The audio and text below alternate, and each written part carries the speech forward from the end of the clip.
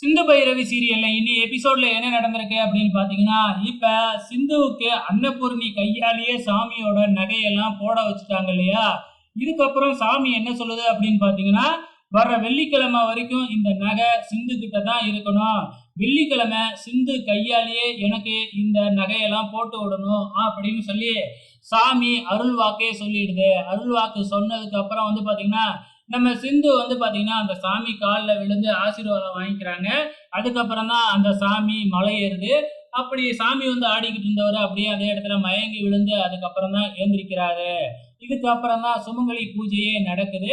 So இப்போ எல்லாருமே ஜோடியா இருக்கிறவங்க, கல்யாணம் ஆனவங்க எல்லாமே கணவன் மனைவியா பக்கத்து பக்கத்துல உட்காடுறாங்க. சிந்துவும் உட்காடுறாங்க. சிவா போய் உட்கார போறாப்புல. ஆனா இந்த மகா அன்னபூர்ணி கிட்ட சொல்லி நிக்க உட்காரக்கூடாது அப்படின்னு சொல்றாங்க.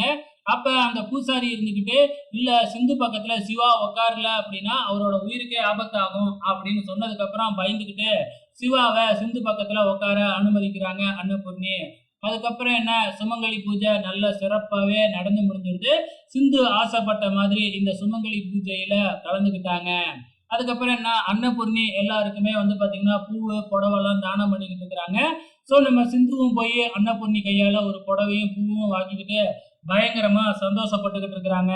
கடைசியா ஃபங்க்ஷன்லாம் முடிஞ்சு வீட்டுக்கு போகும் பொழுது இந்த சினேகா என்ன சாமி ஏத்துக்கிட்டா உனக்கு ஓகேவா? ஆனா நீ சாமியே உன்னை ஏத்துக்கிட்டாலும் இந்த குடும்பத்துல உன்னை யாரும் ஏத்துக்க மாட்டாங்க. நான் கொஞ்சம் கொஞ்சமா இந்த குடும்பத்துக்குள்ள வந்துகிட்டு இருக்கேன். கூடிய சீக்கிரத்துல எனக்கும் சிவாவுக்கும் கல்யாணம் ஆகும் அப்படின்னு சவால் விட்டுட்டு போறாங்க. ஸோ இப்ப வீட்டுக்கு நம்ம சிந்து வந்துடுறாங்க. சாமியோட நகையெல்லாம் ஒரு பெட்டியில போட்டு தன்னோட ரூமுக்குள்ள வச்சு பூட்டு போட்டு பூட்டை எடுத்து சாவி எடுத்து சாமிக்கிட்டே வைக்கிறாங்க. ஸோ இதெல்லாம் கவனிச்சுக்கிட்டே இருக்கிறாங்க இந்த மகாவும் இந்த இசைக்கியும். அவங்களோட பிளான் என்ன அப்படின்னு பாத்தீங்கன்னா, இந்த நகையெல்லாம் எடுத்துக்கிட்டு அதுக்கு பதிலாக டூப்ளிகேட் நகையை அதுல வச்சிடணும் அப்படிங்கிறது தான் பிளானு. ஸோ என்ன நடக்க போகுதுன்னு தான் தெரியல, பொறுத்திருந்து பார்க்கலாம்.